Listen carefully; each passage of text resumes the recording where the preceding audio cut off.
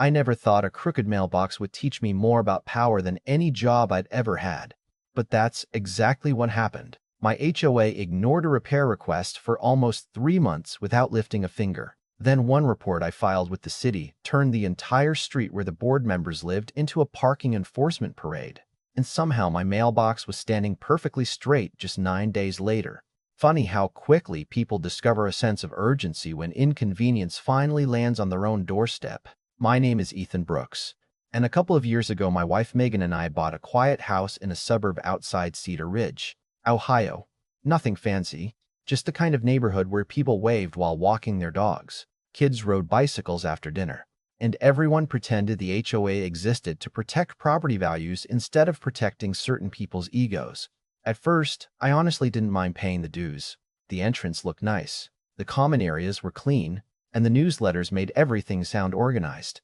Then February rolled around, and one icy afternoon a package delivery truck swung too wide around the corner in front of my yard. I heard the crash from inside my home office. By the time I stepped outside, the truck was already halfway down the street. My mailbox hadn't completely fallen over, but the wooden post had cracked near the base and the whole thing leaned at an angle like it had simply given up on life. It still held mail, barely, but every windy day pushed it a little farther toward the sidewalk. I wasn't angry. Accidents happen. I took pictures, filled out the maintenance request through the HOA portal, attached everything they asked for, and figured someone would contact me within a week. They never did. 7 days passed. Nothing. 2 weeks. Still nothing. I sent a polite follow-up email. A woman named Linda, the community administrator, replied with one sentence. Your request has been received and is under review. Under review. For a broken mailbox. I laughed when I read it because surely that had to be temporary. Another month went by. Spring rain started soaking the cracked post until the wood darkened and softened. Every morning I'd walk out, straighten the mailbox a little with my foot, collect my letters, then watch it lean again by evening. My neighbor Carl joked that my mailbox looked like it had developed scoliosis. I laughed with him because there wasn't much else to do. Meanwhile, the HOA somehow found endless energy for everything else. One family got cited because they left Christmas lights hanging 3 days too long. Another neighbor received a warning because his garbage can was visible from the street after sunset. Someone across the neighborhood was ordered to repaint a shutter because apparently the shade of gray wasn't approved. They moved fast when fines were involved. They moved like lightning when they wanted to remind people about rules. But when one of those same homeowners needed something repaired, suddenly time slowed to a crawl. Megan kept telling me not to let it bother me. It's just a mailbox, she'd say while pouring coffee before work. She wasn't wrong. It was just a mailbox. But after a while it stopped being about the mailbox. It became impossible not to notice the difference between how quickly they exercised authority and how slowly they accepted responsibility. Every email I sent felt like tossing another paper airplane into the wind. The responses never changed. We'll look into it. The board is reviewing maintenance priorities. Thank you for your patience. Patience is easier to ask for when it's someone else's problem. Around that time, I started taking evening walks after dinner, mostly to clear my head. My route always circled through Hawthorne Lane, a quiet street lined with older maple trees where several HOA board members happened to own homes. I didn't choose the route because of them, at least not at first. But once you start paying attention, you notice things. Almost every driveway had a truck or SUV parked too far forward, tires resting across the sidewalk, front bumpers hanging into the public right-of-way. Parents pushing strollers had to step into the street to get around them. An older man using a walker actually turned around one evening because he couldn't squeeze past 2 oversized pickups blocking the path. I remember standing there thinking, isn't this exactly the kind of thing an HOA would complain about if anyone else did it? One Saturday morning, I happened to cross paths with one of the board directors, a retired banker named Richard Harlow. He was trimming roses near the neighborhood entrance. I walked over, smiled, and said, "Hey Richard, have you guys ever talked about asking people to keep their vehicles off the sidewalks? It seems like it could become a safety issue." He didn't even look surprised. He clipped another rose, dropped it into a bucket, and finally looked at me with a little grin that somehow felt more insulting than an outright argument. "Around here," he said, "neighbors don't report neighbors over parking. That's just not how this community works." Then he picked up his bucket and walked away. I stood there for another minute, watching him disappear down the sidewalk that several of his own neighbors had completely blocked with oversized trucks. And somewhere in that quiet moment, I realized something that changed everything. The rules weren't really about fairness. They were about who had the power to decide when the rules mattered. If you'd like to see how one simple conversation turned into the biggest wake-up call that HOA board ever experienced, I wish I could tell you that I immediately came up with some brilliant master plan. But the truth is, I went home annoyed more than anything else. Richard's words kept replaying in my head while I made dinner with Megan that night. Neighbors don't report neighbors. It sounded less like community spirit and more like an unwritten agreement that certain people were simply exempt from consequences. Megan listened while I vented, then asked me one question that completely changed how I looked at the situation. Are they breaking HOA rules or city laws? I stopped stirring the pasta and looked at her. That distinction had honestly never crossed my mind. The HOA could ignore my maintenance request forever if they wanted. They could invent excuses, delay meetings, and bury paperwork under committees. But public sidewalks didn't belong to the HOA. The city owned those sidewalks. The right-of-way belonged to taxpayers. Suddenly, I wasn't thinking about neighborhood politics anymore. I was thinking about public safety. The next evening, I went for another walk, this time carrying my phone with one specific purpose. I wasn't looking for revenge. At least that's what I kept telling myself. I was looking for facts. Every time I saw a vehicle blocking a sidewalk, I took a photograph. I made sure the house number was visible. I included the entire vehicle, the curb, the sidewalk, everything. I even turned on location services so every picture automatically recorded the time and GPS coordinates. By the time I finished that first walk, I had documented 9 separate violations. 2 nights later, I walked the same route again. Most of the same vehicles were parked in exactly the same places. That told me this wasn't someone unloading groceries or helping a relative move furniture. This was normal behavior. By the end of the week, I had photographs covering several different days, different times, and 14 separate addresses. 3 of those homes belonged to HOA board members. Another belonged to the architectural committee chairman. I sat at my dining room table for nearly an hour looking through every image before doing anything. There was a part of me that wondered if I should just forget about it. Maybe fixing one mailbox wasn't worth creating enemies. Maybe I was taking it too personally. Then I remembered the older gentleman with the walker turning around because he couldn't get through. I remembered the mother pushing a stroller into the street while a delivery van came around the corner. That wasn't personal anymore. That was preventable. So instead of opening the HOA website, I opened the city's traffic enforcement portal.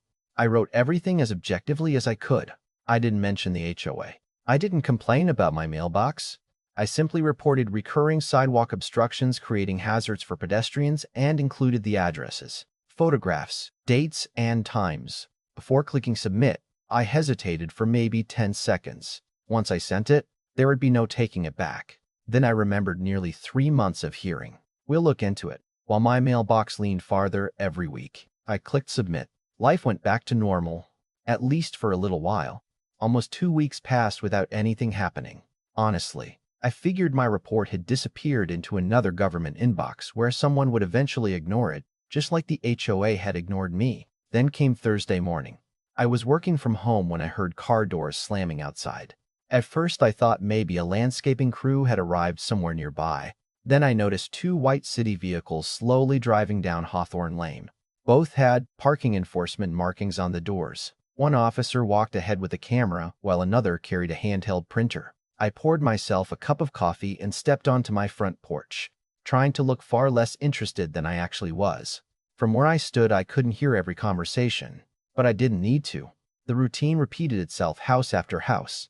Photograph, measure, type something into the handheld device, print the citation, slide it under the windshield wiper, move to the next driveway. There wasn't any arguing because the evidence was literally sitting right there. The sidewalks were blocked exactly as my photographs had shown. 1 ticket became 2, 2 became 5, 5 became 10. Word spread unbelievably fast. People started walking out of their homes wearing confused expressions. Some immediately moved their vehicles, but it was too late. The citations had already been issued. I watched one man wave his arms while trying to explain that everyone parked like that. The officer simply pointed toward the sidewalk and continued writing. Rules don't really care how long you've been ignoring them. About 30 minutes later, Richard came storming out of his garage holding a bright yellow citation in one hand. His pickup had been parked across the sidewalk exactly where it always sat. I couldn't hear every word. but I caught enough. This is ridiculous, he said loudly enough for half the street to hear. We've parked this way for years.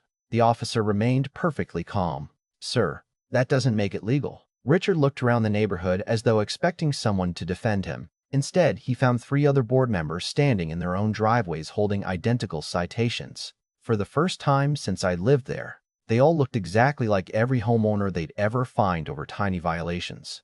Equal, accountable, uncomfortable. That afternoon, neighborhood social media exploded. Some people blamed the city.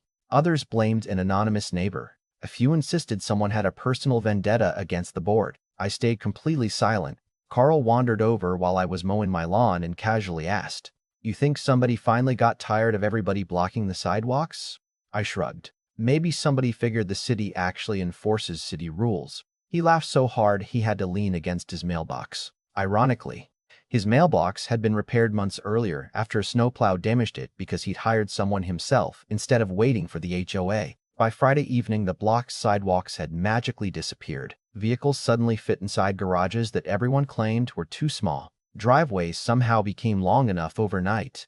It's amazing what $75 tickets can accomplish when polite reminders never do.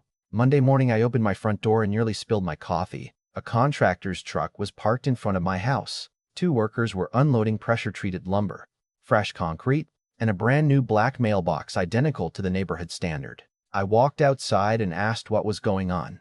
One of the workers looked at a clipboard. Mailbox replacement. Work order approved last week. Last week. I almost laughed. My request had apparently spent nearly 3 months trapped in administrative limbo until the exact week after city enforcement handed citations to half the HOA leadership. What incredible timing. They dug out the old cracked post, poured fresh concrete, installed the new one perfectly straight, leveled everything with professional precision, and cleaned the area before leaving. The entire job took less than 3 hours. 3 hours. I'd waited almost 90 days for something that ultimately required a single morning to complete. Later that afternoon, I received an email from the HOA. It thanked me for my patience and informed me that my maintenance request had now been successfully completed. No apology, no explanation, just a cheerful automated message pretending this had all happened according to schedule. I stared at the screen for a long time before deleting it. The funniest part came a few days later when the HOA sent a neighborhood-wide newsletter reminding residents that vehicles should remain entirely within private property boundaries and must never obstruct public sidewalks. They wrote it as though they had suddenly discovered the importance of pedestrian safety all by themselves. There wasn't a single mention of city enforcement, the citations, or the fact that several board members had learned the lesson the expensive way. Reading that newsletter almost made me laugh harder than seeing Richard standing in his driveway holding that yellow ticket. They weren't admitting they had been wrong. They were quietly rewriting the story so it looked like they had been in control the entire time. But everyone on Hawthorne Lane knew exactly what had happened, even if nobody said it out loud. And, while my mailbox now stood perfectly straight at the edge of my yard, something else had shifted too, because for the first time since moving into that neighborhood, the board understood that homeowners weren't limited to playing by the HOA's rules alone. If you'd like to see how everything ended, including the awkward encounter I had with Richard afterward, and the one question that still divides my neighbors to this day, for a while, everything went strangely quiet. No angry emails showed up in my inbox. No anonymous letters appeared on my porch, and nobody knocked on my door looking for an argument. Life simply settled back into its normal rhythm. Except now, every time I walked through the neighborhood, the sidewalks were actually clear. Parents pushed strollers without stepping into the street. Kids rode scooters without weaving around oversized pickup trucks. The older gentleman I'd seen with the walker smiled at me one evening as we passed each other, and for the first time I watched him make it all the way down Hawthorne Lane without having to stop or change direction. That alone made me feel better about everything that had happened. About 2 weeks after my mailbox had been replaced, I ran into Richard again. It was Saturday morning, the same neighborhood entrance where we'd had that first conversation. He was watering his flower beds when he noticed me walking by. This time he didn't smile. He shut off the hose, leaned against the fence, and asked, "You know anything about those parking tickets?" It wasn't really a question. It sounded more like he was testing whether I'd admit something. I looked at him for a second before answering. "I know the sidewalks are finally open." His jaw tightened just enough for me to notice. Someone made a lot of trouble over nothing. I shook my head. "No, Richard. Blocked sidewalks were the trouble. Someone just reported them. He stared at me for another moment, then quietly said, "People around here used to solve things differently." I nodded because, in a strange way, he was right. Maybe that's why nothing ever got solved. Neither of us raised our voices. There wasn't some dramatic Hollywood showdown where everyone gathered around to clap. He turned his water back on, and I continued my walk. That was the end of our conversation, and honestly, it felt like the perfect ending because neither of us was really talking about parking anymore. We were talking about accountability. A month later, the HOA held its quarterly meeting. I almost didn't go, but curiosity got the better of me. The atmosphere was noticeably different from every meeting I'd attended before. Board members who usually spoke with absolute confidence now chose their words much more carefully. Homeowners asked tougher questions. People wanted updates on maintenance requests. Someone asked how long repair approvals were supposed to take. Another resident mentioned a broken sprinkler that had been waiting for 6 weeks. Instead of brushing the questions aside, the board actually answered them. They even announced a new maintenance tracking system with response deadlines and monthly progress reports. Maybe they had already planned those changes. Maybe they hadn't. Either way, it was hard to ignore when those improvements suddenly appeared immediately after the city reminded everyone that authority comes with responsibility. Looking back now, I don't think the biggest victory was getting my mailbox repaired. I could have paid someone to replace it myself on the first day if I'd wanted to. The bigger lesson was realizing that too many people quietly accept unfair treatment simply because they're told. That's just how things work. We hear that phrase all the time. That's just how the HOA works. That's just how the neighborhood works. That's just how the board operates. But sometimes that's just how things work really means. Nobody has challenged us yet. I never yelled at anyone. I never threatened anyone. I never damaged property or tried to embarrass anyone publicly. I simply documented a legitimate safety issue and reported it to the agency that actually had jurisdiction. The consequences weren't created by me. They were created by people who assumed the rules applied only to everyone else. Every now and then, when I'm checking the mail, I'll catch myself looking at that perfectly straight mailbox and smiling. Not because it's a mailbox, but because it reminds me that fairness doesn't always arrive through the loudest argument. Sometimes it shows up quietly, wearing a city badge and carrying a ticket printer. Ironically, Richard and I still wave to each other once in a while. We aren't friends, but we aren't enemies either. Maybe he still believes I broke some unwritten neighborhood code. Maybe I believe that unwritten code deserved to be broken. I honestly don't know. What I do know is this. Nobody on Hawthorne Lane blocks the sidewalks anymore. Maintenance requests seem to get answered a whole lot faster. And somehow the community survived just fine after everyone started playing by the same rules. So now I'm curious, what do you think? Did I overreact over something that started with a broken mailbox? Or did the HOA create the entire situation by ignoring a simple repair until someone reminded them that accountability works both ways?